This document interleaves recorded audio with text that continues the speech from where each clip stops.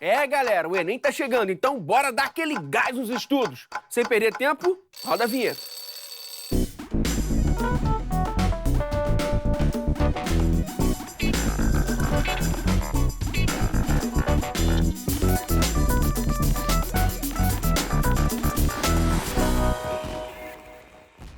Hora do Enem no ar, focadíssimo na sociologia. Nosso convidado te ajuda a entender aqueles pontos cruciais da disciplina na reta final pro Enem. Professor Carlos Oliva. Mas antes, vamos focar no Enem que já tá chegando. Professora Cláudia Bursô, por gentileza. Professora, seja bem-vinda. Vamos lá. Você já escolheu uma questão pra gente tratar aqui hoje. Já sim. Mas eu queria um conselho de como revisar o conteúdo de sociologia. Já tá chegando a prova, né? Claro. Vamos pra lousa? Oh, com certeza.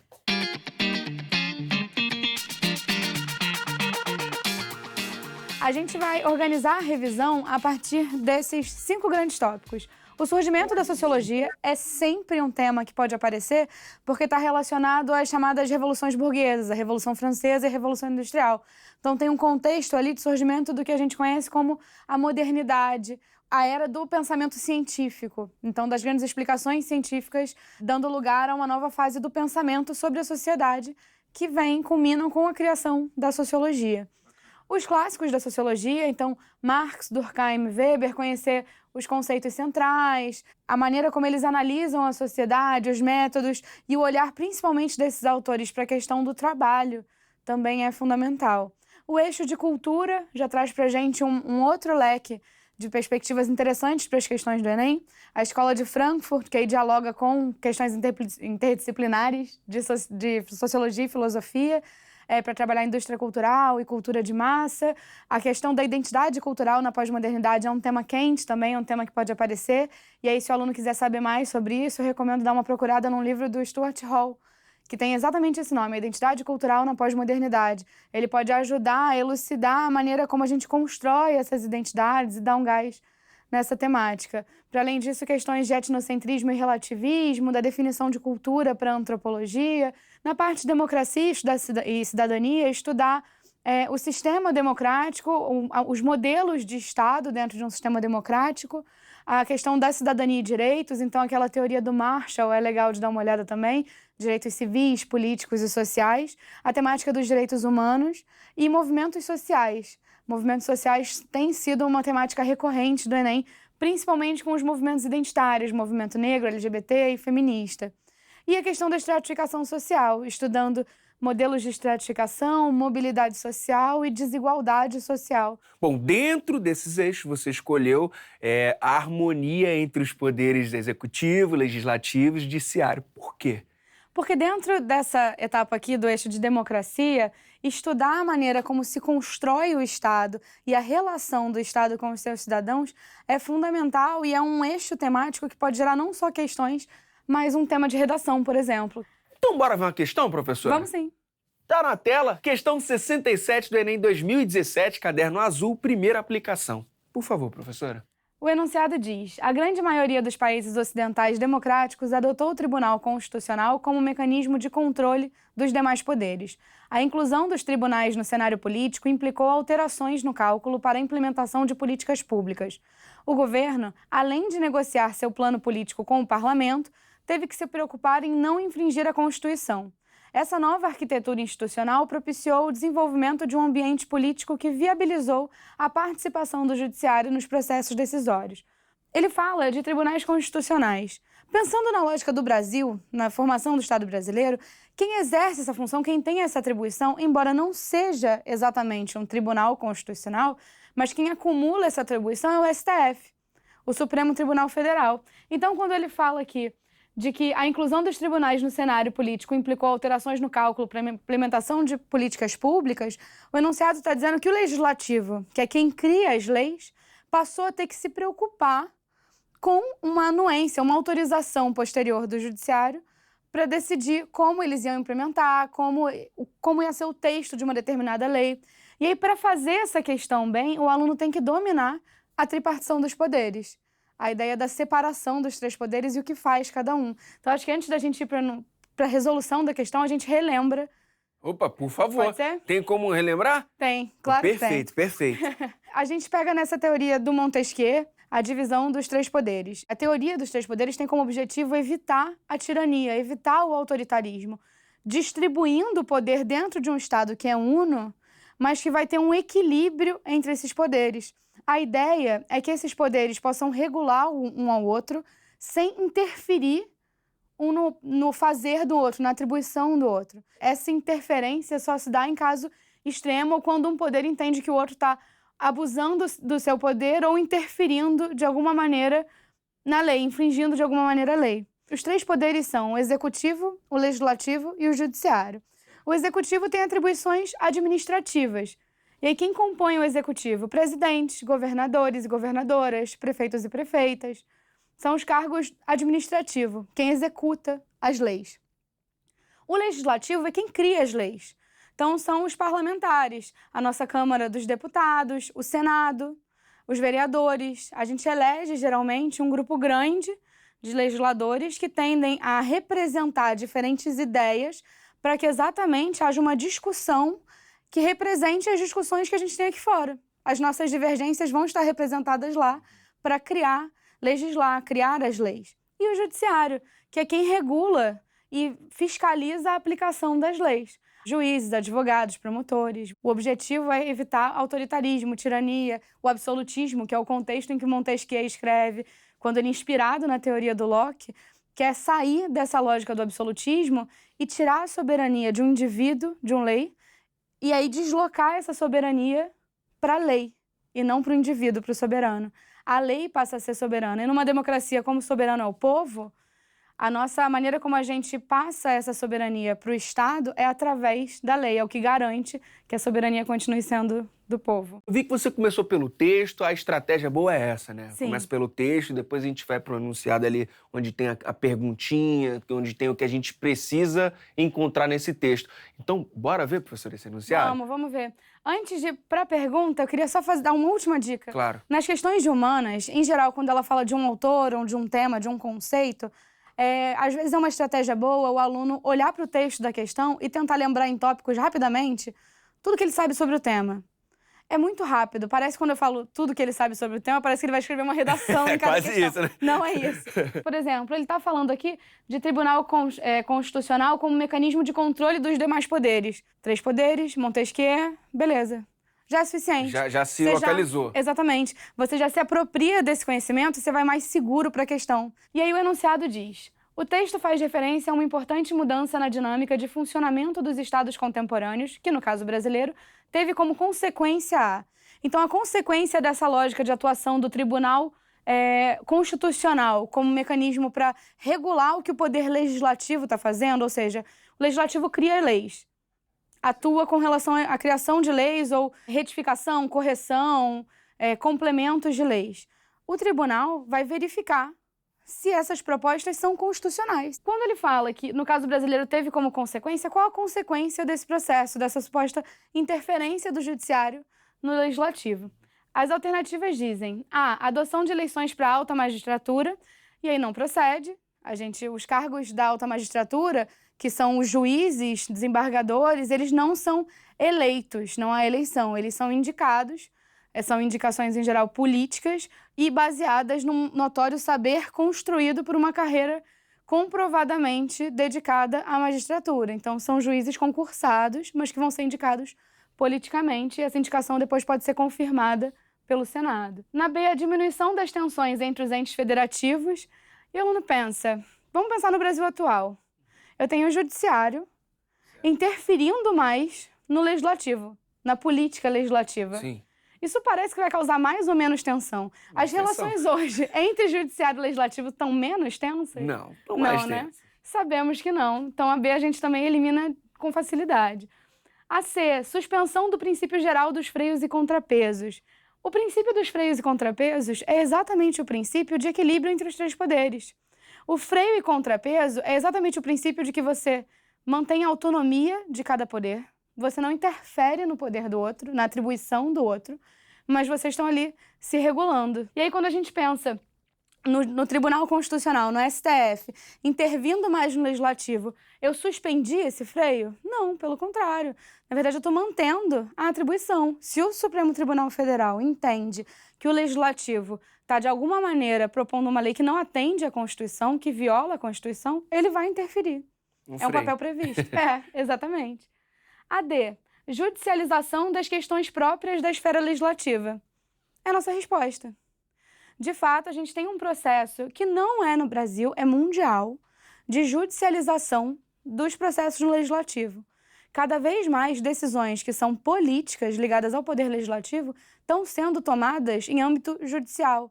Os tribunais têm decidido sobre afastamento de cargos políticos, sobre questões de terra no Brasil com relação à reforma agrária, por exemplo, sobre questões de patentes e liberações de medicamentos.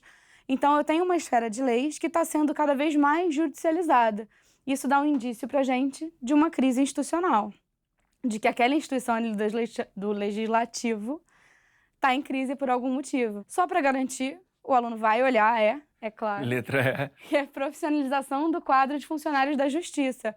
A profissionalização do quadro de funcionários da Justiça já existe, não é uma consequência desse processo. É necessária a formação, saber prévio, comprovado, então não procede. Nossa resposta é a D. Opção D, judicialização de questões próprias da esfera legislativa. Show de bola. Professora, chega mais, vem à frente.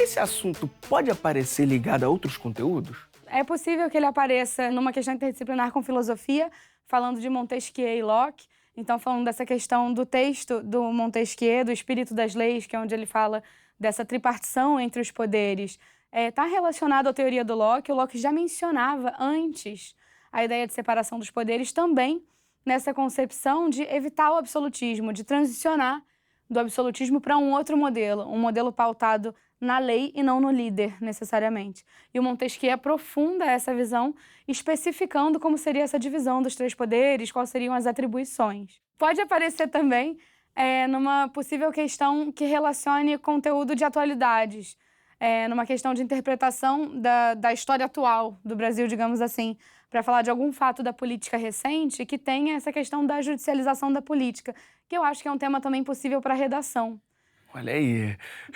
Cada vez mais a gente tem a presença do judiciário resolvendo questões de cunho legislativo. A gente tem eleições esse ano. E as eleições esse ano tiveram muitas tensões com relação ao judiciário. A decisão de juízes sobre quem vai concorrer e quem não vai, como proceder, que candidaturas são autorizadas e quais não são. Então, tem uma judicialização da esfera política como um todo. Eu acho que esse pode ser um tema que apareça. E eu acho que saber desse processo pode ajudar o aluno também num outro tema possível, que é perceber uma crise do sistema representativo. A gente tem uma crise de representatividade, a gente vota, elege representantes, mas foi muito comum desde os movimentos de 2013, placas de protestos dizendo fulano não me representa, ele não me representa, isso não me representa. Então, é uma crise institucional do sistema representativo, que se aprofunda nesse processo, com a judicialização da política, e eu acho que pode ser uma discussão interessante. Agora, professora, para quem quer estudar, precisa estudar um pouco mais sobre esses temas, qual o seu conselho? Olha, eu recomendo dar uma olhada no texto do Montesquieu, no Espírito das Leis. Eu acho que vale também observar uma revisão dos autores que são contratualistas. Então, John Locke, que a gente mencionou aqui, o Rousseau e o Hobbes. Eles têm teorias diferentes sobre a ideia de um contrato social, da passagem do estado de natureza para a vida em sociedade. E aí acho que é importante também revisar esses temas. Perfeito, professora. Muito obrigado mais uma vez. Volte sempre, viu? Obrigada. O exame já tá aí na esquina e tem muita gente preocupada com o conteúdo de sociologia. Então, nós trouxemos um convidado que é professor do Colégio Pedro II e vem dar aquele reforço nos 45 do segundo tempo. O nome dele, professor Carlos Oliva. Por gentileza. Lange, tudo bom? Seja bem-vindo. Obrigado. Professor, para fazer aquela revisão completa de sociologia, qual o caminho? Observar os conteúdos que foram vistos ao longo do ensino médio, desde o primeiro ano do ensino médio, que são socialização, relação indivíduo-sociedade, trabalho, a centralidade do trabalho na vida social, mídia, relação dos indivíduos com a mídia, a sociedade, cultura na antropologia, que é fundamental, relações raciais no Brasil, por exemplo, desigualdades sociais, Estado, cidade, tudo isso é importante para ser revisado nesse momento. Vem cá, professor, desses temas, algum se destaca? Eu acho que socialização, a relação indivíduo-sociedade e cultura na antropologia, etnocentrismo, relativismo, esses dois temas eu acho que eles ajudam a responder muitas questões que apareçam e a fazer uma boa redação. Opa, redação também, mas como assim? Eu acho que o aluno, independente do tema que surgir, se ele tiver entendido bem ali as bases conceituais, teóricas desses temas que ele aprendeu ao longo do ensino médio, ele vai fazer uma boa redação independente da surpresa que ele tiver na hora da redação. Bom, ele entendendo o que o autor disse, a teoria, ele já vai saber se posicionar, né, professor? Ele vai entender o que está acontecendo. E ainda entra como capital cultural, tô certo? Exatamente. Ele vai ter ali um capital cultural que ele vai conseguir mobilizar na hora da redação para conseguir fazer uma boa redação independente do tema que aparecer. Bom, e a sociologia é muito embasada, né, nos autores e as suas teorias, tá certo? Exatamente. A sociologia, às vezes, existe uma perspectiva do senso comum que ela é um conjunto de opiniões, mas ela não é opinativa. A sociologia é basicamente teoria, conceito, interpretando temas. Teoria vem do grego contemplação, conceito vem do latim, algo que se concebe, uma ideia que se concebe. Se o aluno entender um conjunto de teorias e de conceitos, independente do tema que ele tiver que interpretar, ele vai interpretar bem. Falando em autores, que autores do passado nos ajudam a entender o presente? Olha, tem autores do século XIX que ainda são muito atuais. Tem um autor, por exemplo, para dar um exemplo, o Émile Durkheim, do final do século XIX, começo do século XX, que ele tem uma ideia que ainda é muito importante hoje, de que os indivíduos em sociedade, eles têm modos de agir, modos de sentir e modos de pensar, que são externos, coercitivos e gerais, e a partir dessa ideia que parece simples, você consegue depreender uma série de outras ideias sobre a nossa vida em sociedade até hoje. Caramba, bom, falando em autores ainda, você falou de um autor do século XIX aí, né? Bom, tem autores do passado que têm uma linguagem muito difícil, professor. É complicado de entender. Então tem algum conselho para lidar com isso? Tem. O melhor é o aluno, quando ele tiver muita dificuldade com algum autor, não tentar imediatamente ler o texto original daquele autor. Entendi. Buscar comentadores, buscar o próprio livro didático, que vai ter ali uma intermediação das ideias daquele autor para ele poder compreendê-las melhor. Entendi. Então ele pega um intercessor, né? Isso, é isso mesmo. Para poder chegar devagar e tudo mais. Devagarinho. E quais autores se destacam do século XX em diante, professor? Você tem muitos autores do século XX que também são interessantes. Tem um francês, o sociólogo Pierre Bourdieu, que tem ideias muito interessantes. Tem um norte-americano, o Irving Goffman, na verdade canadense, mas que produziu toda a sociologia dele nos Estados Unidos e que tem ideias que também são muito interessantes, que ajudam o aluno a compreender vários temas que aparecem e também a fazer uma boa redação. Tô vendo que você citou alguns autores e eu vi já que bateu com alguns livros que estão aqui. Você pode indicar, professor, alguns livros bacanas? Claro.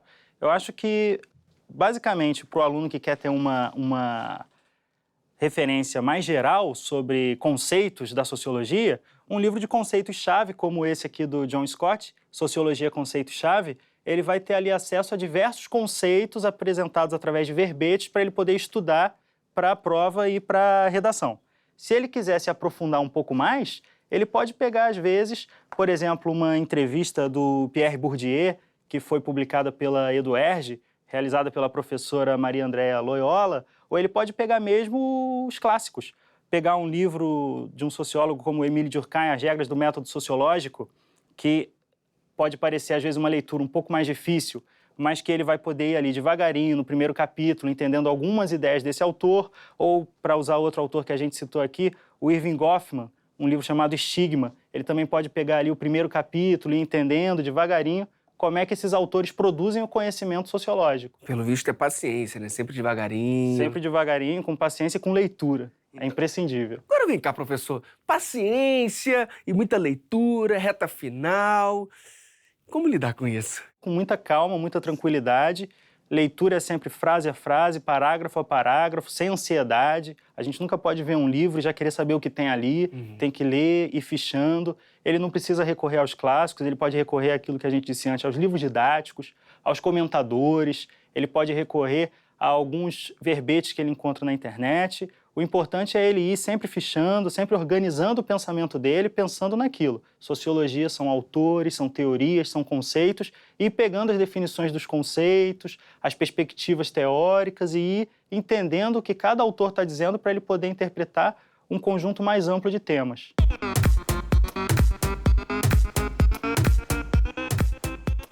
Professor, tem alguma ideia errônea sobre a sociologia que pode complicar o aprendizado? Acho que sim, se ele achar que sociologia é opinião não embasada, é opinativa. Na verdade, a sociologia é aquilo que a gente disse, teoria e conceito. Se ele entender isso e não achar que é só opinião, que é uma reflexão ampla sobre a sociedade, mas é uma reflexão analítica que ele vai ter ali um norte para poder interpretar a sociedade a partir do que os autores da sociologia trouxeram de contribuições. Agora vem cá, professor, como são feitas as pesquisas em sociologia? Existe uma perspectiva teórica que orienta os pesquisadores, então o pesquisador pode estar dentro de uma perspectiva ou dentro de outra perspectiva. Eles podem lançar mão de metodologias qualitativas e de metodologias também quantitativas. Então, entre as metodologias qualitativas, por exemplo, tem a observação participante, a etnografia. Entre a metodologia quantitativa, você tem, por exemplo, o uso de questionários que abrangem uma parte grande da população, ou o uso de outras metodologias em que ele vai ter ali acesso, o sociólogo, a interpretar a frequência de ocorrências na sociedade de um determinado fenômeno. Bom, você citou várias formas de se chegar a um resultado de pesquisa, de forma qualitativa ou quantitativa.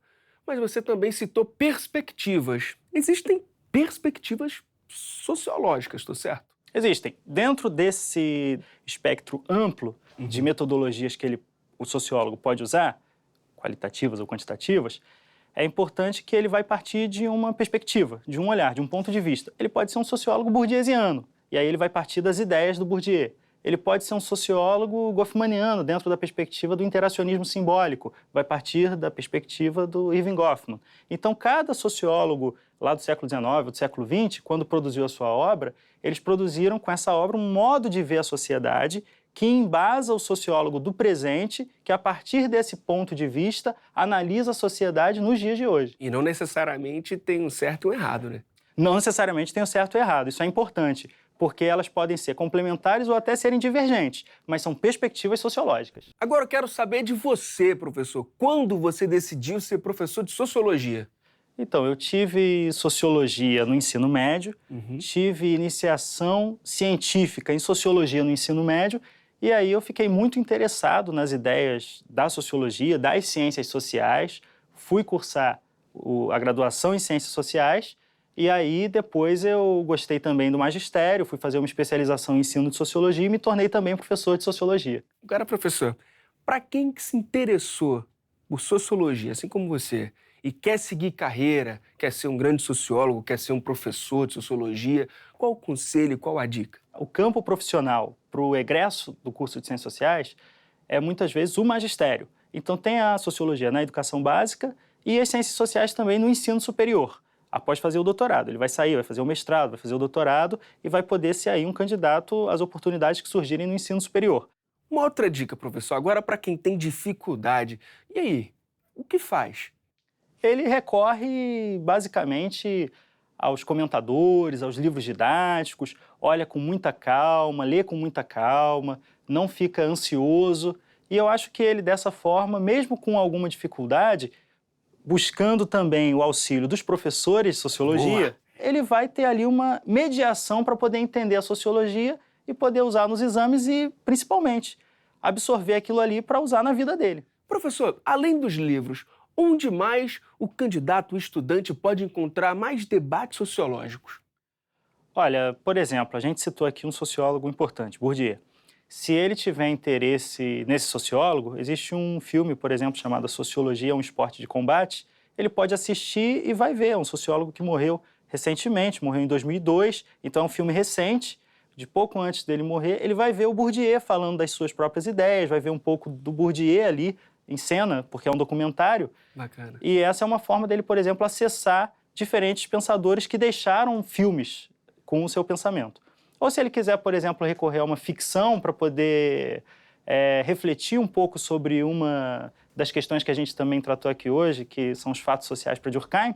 Tem um filme, por exemplo, do François Truffaut chamado O Menino Selvagem, que permite ele refletir muito sobre aqueles modos de agir, pensar e sentir que são externos, coercitivos e gerais, e aí ele vai ter acesso a essas ideias através de uma ficção. Perfeito, professor. Muito obrigado mesmo, cara. Valeu mesmo por ter vindo, por ter ajudado a gente. Volte sempre. Tá? Beleza? Só me chamar. E é isso aí, galera. Ainda dá tempo de fazer uma boa revisão de sociologia.